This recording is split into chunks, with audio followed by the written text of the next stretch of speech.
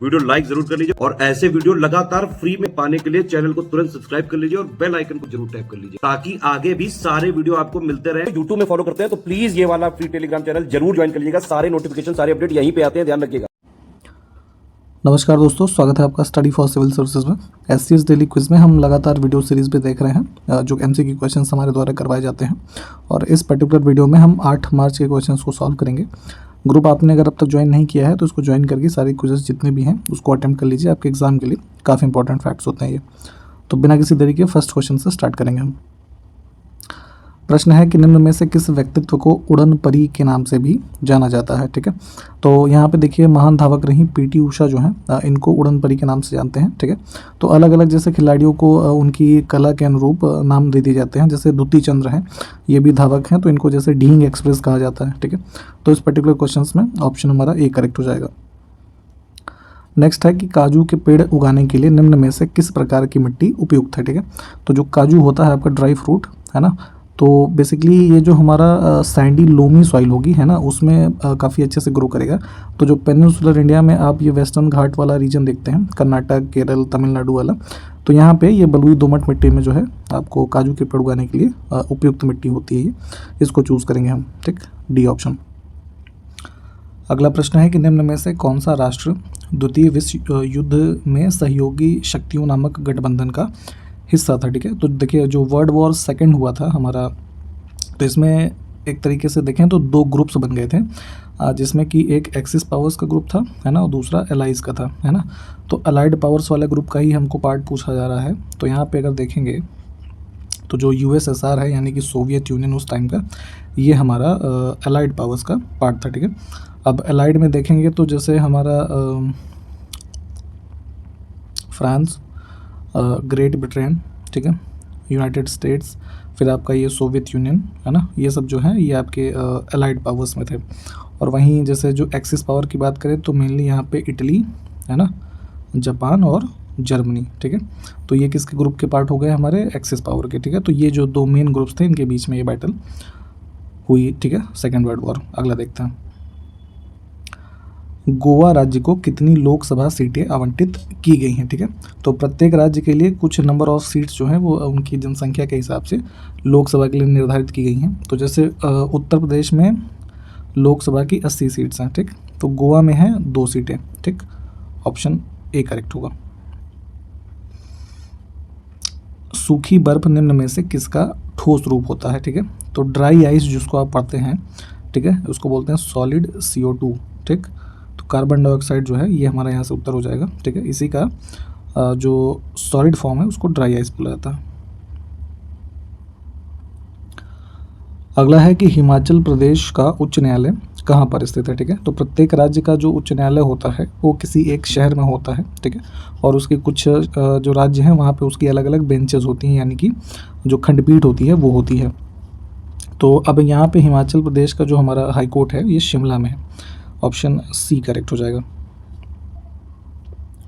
भारतीय संविधान की कौन सी अनुसूची असम, मेघालय, त्रिपुरा और मिजोरम को छोड़कर किसी राज्य में अनुसूचित क्षेत्रों और अनुसूचित जनजातियों के प्रशासन और नियंत्रण से संबंधित है। ठीक है, तो ये जो 4 राज्य यहाँ पे बेसिकली दिए हुए हैं, तो इनके संबंधित जो अनुसूचित क्षेत्र हैं और अनुसूचित जनजातियाँ हैं है ना, उनका प्रावधान जो मिलता है वो हमें 6ठी अनुसूची मिलता है। ठीक है, इन पर्टिकुलर 4 स्टेट्स के बारे में। इसके अलावा कुछ ऐसे स्टेट्स जो हैं या ऐसे कुछ एरियाज़ हैं, तो इन लोगों का जो प्रावधान है वो हमारा 5वीं अनुसूची में मेंशन्ड है। तो यहाँ पे सी ऑप्शन करेक्ट होगा। अगला है कि भारतीय खाद्य निगम, जो आप फूड कॉर्पोरेशन ऑफ इंडिया देखते हैं, ठीक है, जो खाद्य भंडारण भारत में बफर स्टॉक के रूप में रखा करता है, तो किस मंत्रालय के अंतर्गत ये काम करता है ये आपसे पूछा जा रहा है। ठीक है, तो उपभोक्ता मामले, खाद्य और वितरण मंत्रालय जो है, ठीक है, इसके अंतर्गत ये काम करता है। ऑप्शन ए करेक्ट हो जाएगा। अगला है चंद्रशेखर आज़ाद कृषि और प्रौद्योगिकी विश्वविद्यालय निम्न में से किस शहर में स्थित है। उत्तर प्रदेश के किस शहर में है, तो ये कानपुर में है। ठीक है, बी ऑप्शन करेक्ट है हमारा। निम्न में से कौन सा देश सरकार के एकात्मक मॉडल का अनुसरण करता है। ठीक है, तो एक यूनिटरी व्यवस्था है। ठीक है, पूरे देश का एडमिनिस्ट्रेशन ऐसा समझिए कि एक यूनिटरी व्यवस्था यानी कि एकात्मक मॉडल के अंतर्गत होता है चीन में। ठीक, अगला है कि CRZ अधिसूचना 1991 को निम्न में से किस वर्ष में CRZ अधिसूचना द्वारा अधिक्रमित कर दिया गया था, यानी कि सुपरसीड कर दिया गया था ये अगले हमारे जो नोटिफिकेशंस आए थे CRZ से। तो CRZ से संदर्भ क्या है, जो हमारा तटीय भाग होता है भारत का, कोस्टल रेगुलेशंस जोन, ठीक है, इसको बोलते हैं। तो ये अधिसूचना हमारी आई थी 1991 में। तो बाद में जो है इसको मॉडिफाई करके कुछ नए जो है अधिसूचनाएं लाई गई वर्ष 2011 में, ठीक है। तो इस यहाँ पे ऑप्शन ए जो है ये करेक्ट हो जाएगा। दहेज देने या लेने का समझौता क्या होता है, ठीक है। तो देखिए भारतीय कानून के हिसाब से देखेंगे तो अमान्य है ये चीज़ें, ठीक है। इसका प्रैक्टिस करना दहेज के लिए, प्रोहिबिशन के लिए भी कई समय समय पे कई सारे लॉज और एक्ट बनाए गए हैं भारत में, ठीक। परंतु दुर्भाग्य है कि अभी भी कई हिस्सों में इसका जो है प्रैक्टिस किया जाता है। उत्तर प्रदेश की विधानसभा में कितने सदस्यों को चुना जाता है, ठीक है। तो जो हमारा स्टेट ऑफ उत्तर प्रदेश का लेजिस्लेटिव असेंबली है, ठीक है, लेजिस्लेटिव काउंसिल की बात नहीं कर रहे हैं, लेजिस्लेटिव असेंबली की बात करें तो अभी हाल ही में उत्तर प्रदेश में चुनाव हुए और हमारे जो विधानसभा है इसके लिए 403 सदस्यों का चुनाव होता है, ठीक। तो अब इन ऑप्शंस में ये दिया नहीं है, तो नन ऑफ दी अबव जो है इसको हम चूज़ करेंगे।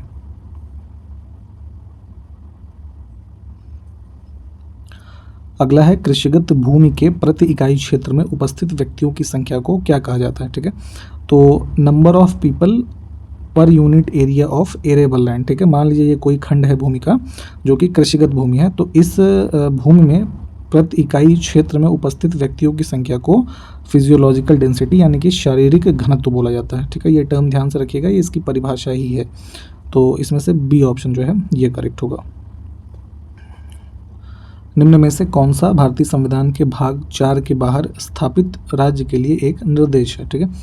तो देखिए जो है भाग 4 की बात हो रही है, जो हमारे DPSP है ना, राज्य के नीति निर्देशक तत्व। तो इन भाग 4 में देखेंगे तो अंतर्राष्ट्रीय शांति को बढ़ावा देना, जैसे ये हमारा अनुच्छेद 51 में प्रावधान है, to provide early childhood care, ठीक है। तो जो छोटे बच्चे हैं उनके देखभाल की क्रिया, ये भी प्रावधान हमारे DPSP में है। मातृत्व राहत प्रदान करना, ठीक है, मैटरनिटी रिलीफ जो मिलता है उससे संबंधित प्रावधान भी हमारा DPSP के पार्ट में है, ठीक है। हिंदी भाषा को जो बढ़ावा देने की बात है ये यहाँ पे DPSP में नहीं है। इसके लिए जो हमारा ऑफिशियल लैंग्वेज वाला एक पार्ट है उसमें देखेंगे आप, तो ये प्रावधान वहाँ से मिलता है। तो इस हिसाब से हम बी ऑप्शन को चूज़ करेंगे। विजयनगर शासकों तथा बीजापुर, गोलकुंडा और अहमदनगर की संयुक्त सेनाओं के बीच तालीकोटा की लड़ाई जो है किस वर्ष लड़ी गई थी, ठीक है। तो बैटल ऑफ तालीकोटा के बारे में आपसे पूछा जा रहा है, ये 1565 में हुआ। तो ऑप्शन हमारा जो बी है ये करेक्ट हो जाएगा।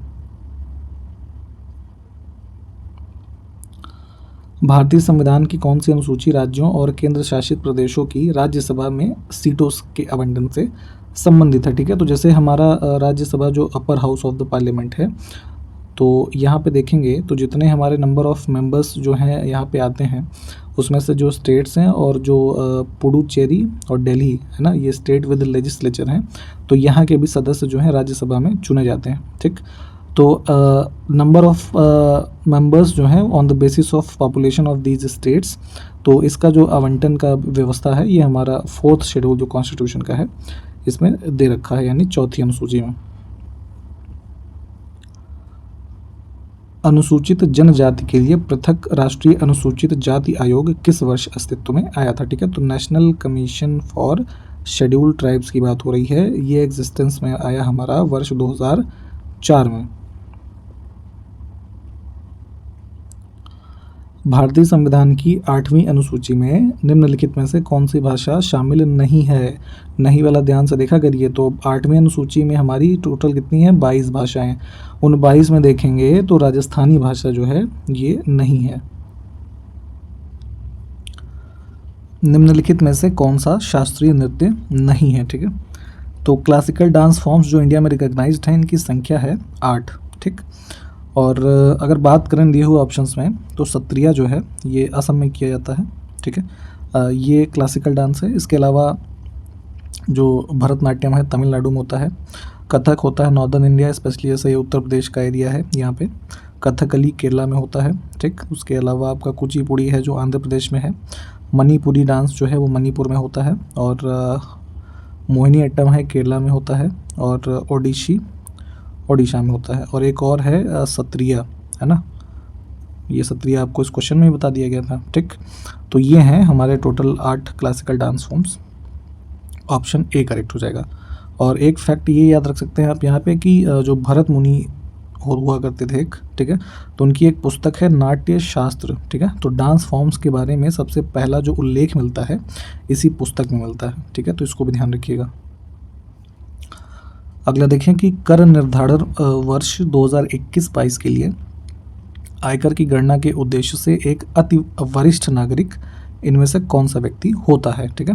तो यहाँ पे देखेंगे तो टैक्स असेसमेंट ईयर 2021-22 के अनुसार ये परिभाषा दी गई कि एक सुपर सीनियर सिटीज़न जो होता है, अति वरिष्ठ नागरिक, वो कौन होता है कि जो पिछले वर्ष के दौरान 80 वर्ष या उससे अधिक की आयु का व्यक्ति रहा हो, ठीक है। तो यहाँ से ये परिभाषा हो जाती है अति वरिष्ठ नागरिक की। तो ऑप्शन डी जो है ये हमारा करेक्ट है, ठीक। और इसको यहाँ इंग्लिश में भी देख लीजिए।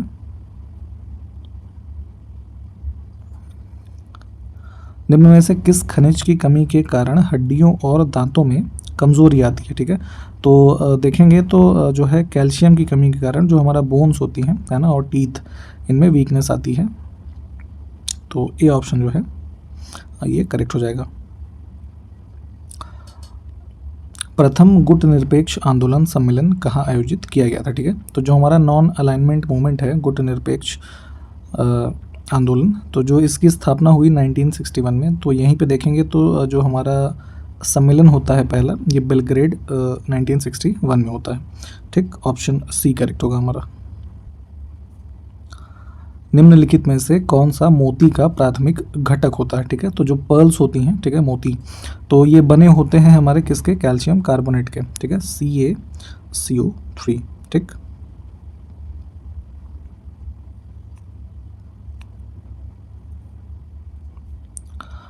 मई 2021 तक की जानकारी के अनुसार कितने देश विश्व बैंक के सदस्य हैं, ठीक है। तो जो वर्ल्ड बैंक है, तो अभी देखेंगे तो इसकी संख्या जो है मेंबर नेशंस की, ये है 189, है ना। तो ये डी ऑप्शन करेक्ट होगा हमारा। भारत में एक संगठन के रूप में हिंदू महासभा, जो जिसको कि एक हिंदू संगठन के नाम से जानते हैं, इसकी स्थापना किस वर्ष में हुई थी, ठीक है। तो वर्तमान में भी जो आप हिंदू महासभा ये देखते हैं, इसका स्थापना वर्ष है 1915, है ना। जैसे RSS का भी कभी कभी पूछा जाता है, राष्ट्रीय स्वयंसेवक संघ का, ठीक है, तो ये है 1925, ठीक है। तो इन सबको ध्यान रखिएगा।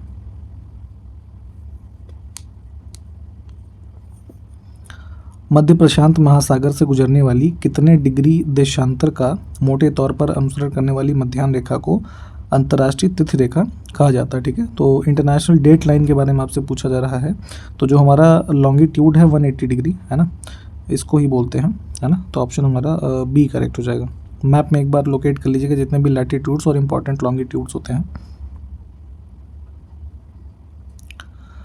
निम्न में से कौन सा रोग मानव खुजली घुन के कारण होता है, ठीक है। तो जो एक यहाँ पे देखेंगे तो पैरासाइट होता है माइट, ठीक। तो ह्यूमन इच यानी मानव में जो खुजली का कारण बनता है ये प्रकार का घुन, और इससे होने वाली जो बीमारी है इसको बोलते हैं स्केबीज, ठीक है। स्किन डिजीज़ होती है एक तरीके की। तो ध्यान रखिएगा, ये कॉजेटिव एजेंट जो है इसको बोलते हैं ह्यूमन इच माइट। तो यहाँ से डी ऑप्शन जो है ये करेक्ट हो जाएगा।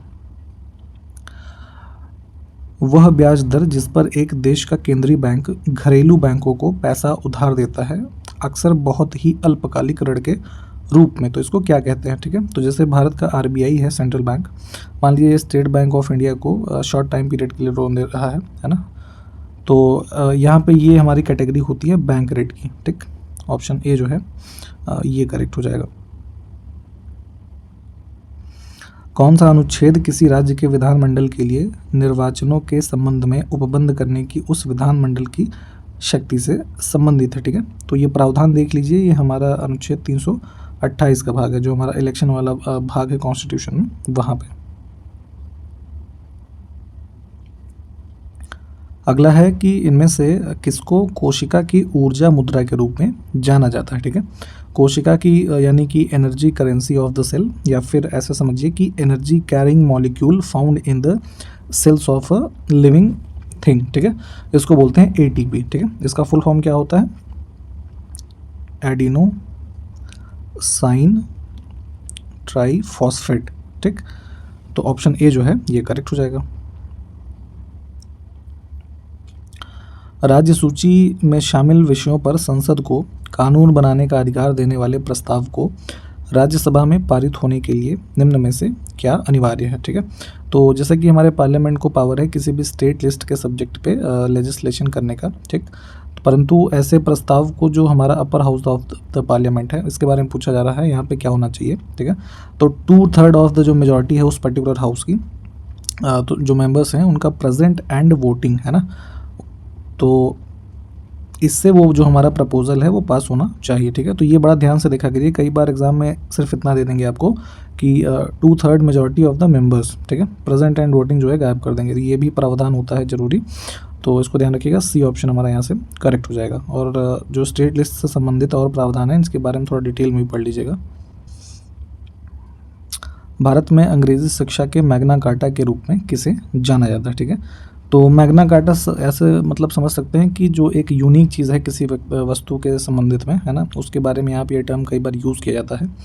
तो अब देखेंगे कि अंग्रेजी शिक्षा के प्रसार के लिए यहाँ पे 1854 में जो है वुड्स डिस्पैच जो है ब्रिटिश भारत में एजुकेशन को स्प्रेड करने के लिए लाया गया था, तो इसको ही यहाँ पे मैग्ना कार्टा बोलते हैं अंग्रेजी शिक्षा के जो है लिए।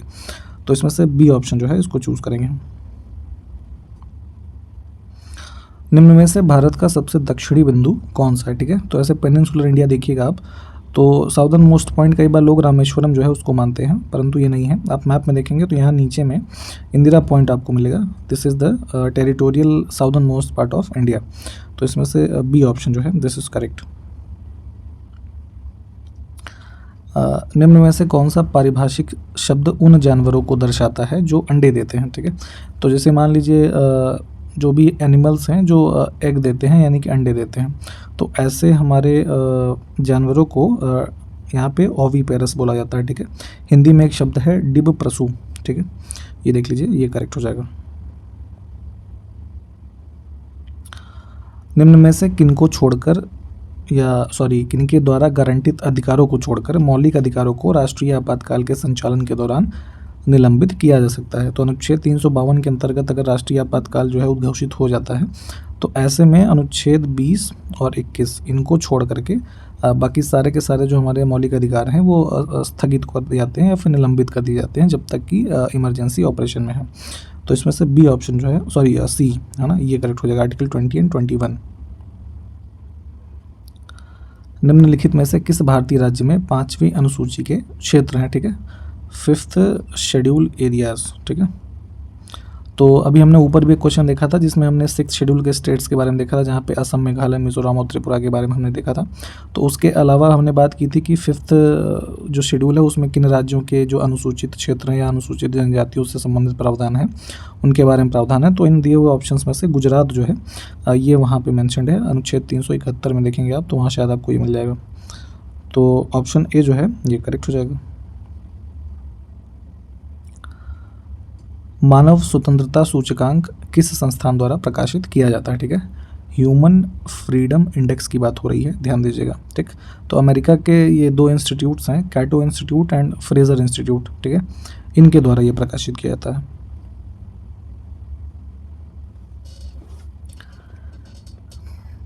पुरुष या महिला लिंग का जो युग्मक एक बाइनरी लिंग होता है ना, तो इनके बाहर व्यक्तियों को तीसरे लिंग के रूप में पहचानने के लिए किसने भारत के संघ के खिलाफ मामला दर्ज किया था, ठीक है। तो बेसिकली रिकॉग्निशन ऑफ जो थर्ड जेंडर है ना, ट्रांसजेंडर्स से संबंधित, तो इनको रिकॉग्नाइज करने के लिए एक केस फाइल किया गया था सुप्रीम कोर्ट में यूनियन ऑफ इंडिया के खिलाफ, जो हमारा नेशनल लीगल सर्विसेज अथॉरिटी है, नालसा, है ना, इनके द्वारा। तो ऑप्शन बी जो है ये करेक्ट होगा यहाँ से।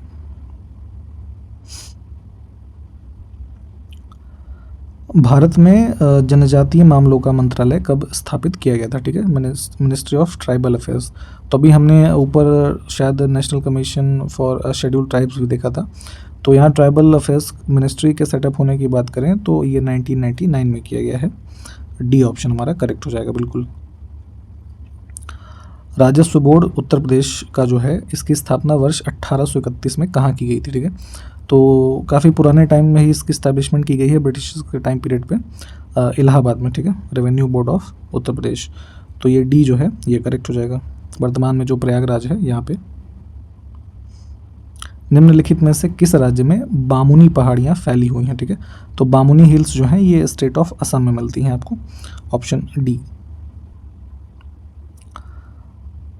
अंबर के शासक सवाई जय सिंह को जंतर मंतर नामक 5 खगोलीय वेधशालाओं का निर्माण करने के लिए जाना जाता है। निम्न में से किस शहर में इनमें से कोई भी वेधशाला नहीं है, ठीक है। तो यहाँ देखेंगे तो उदयपुर में जो है नहीं है। अब टोटल हमने ये 5 खगोलीय वेधशाला इन्होंने स्थापित की थी। तो जैसे मथुरा में है, उज्जैन में है, वाराणसी में है, ठीक है। 2 और कहाँ है ये आप हमको कमेंट करके बताइए, हमने पहले भी आपको बता रखा है ये, ठीक है।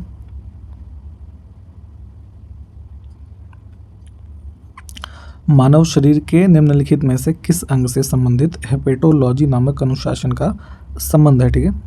तो बेसिकली ये पूछा जा रहा है कि इन ऑर्गन्स जितने भी दिए हुए हैं, हेपेटोलॉजी जो है ये किससे संबंधित है, ठीक।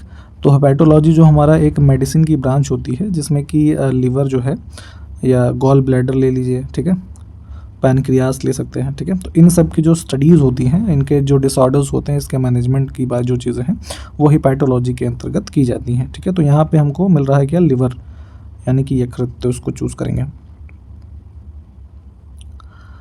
कौन सा अनुच्छेद भारत के राष्ट्रपति को अध्यादेश जारी करने का अधिकार देता है जब संसद के दोनों सदन सत्र में नहीं होते हैं, ठीक है। तो पहले कई बार बताया गया आपसे कि जब ऑर्डिनेंस इशू होता है प्रेसिडेंट के द्वारा, वो अनुच्छेद 123 होता है, और जो राज्य के गवर्नर होते हैं वो 213 होता है। इसके अंतर्गत वो अध्यादेश जो है जारी करते हैं। तो 123 इस ऑप्शन में है नहीं, तो हम नन ऑफ द अबव जो है इसको चुनेंगे। अगला है, राष्ट्रपति के नाम से किए गए और निष्पादित किए गए आदेशों और अन्य उपकरणों को प्रमाणित किया जाता है इनमें से किस प्रकार से, ठीक है। तो देखिए, भारत सरकार के द्वारा जो जितने भी मैक्सिमम कार्य किए जाते हैं तो वो in the name of president किए जाते हैं, ठीक है। काउंसिल ऑफ मिनिस्टर्स और प्राइम मिनिस्टर जो होते हैं ये उनको सहायता प्रदान करने के लिए अवेलेबल हैं, कॉन्स्टिट्यूशन वाइज ऐसा ही है। परंतु रियल में देखेंगे तो ये जो है चीज़ें अलग हैं, परंतु कागजी कार्रवाई के तौर पे अब यहाँ पे राष्ट्रपति के नाम से ही की जाती हैं चीज़ें, ठीक है। तो जितने भी ऑर्डर्स और अदर जितने भी कोई इंस्ट्रूमेंट्स हैं वो एग्जीक्यूट किए जा रहे हैं in the name of president, तो वो ऑथेंटिकेट किए जाते हैं ऐसी रीति से जो राष्ट्रपति द्वारा बनाए गए नियमों में विनिर्दिष्ट की जाए, ठीक है। मतलब कि in such a manner as may be specified in rules made by the president, ठीक है। तो प्रेसिडेंट ऑफिस के द्वारा समय समय पर जो ये ऐसे रूल्स बनाए जाते हैं, तो उनके अकॉर्डिंग जितने भी कार्य राष्ट्रपति के नाम से किए जा रहे हों उन नियमों के अनुसार वो ऑथेंटिकेट किए जाने चाहिए, ठीक है। ये हमारे प्रश्न में उत्तर हो जाएगा। तो ऑप्शन ए जो है इसको चूज़ करेंगे हम। और इसी प्रश्न के साथ ये वीडियो भी समाप्त करते हैं। अगले वीडियो में मिलेंगे आपसे। नमस्कार, जय हिंद।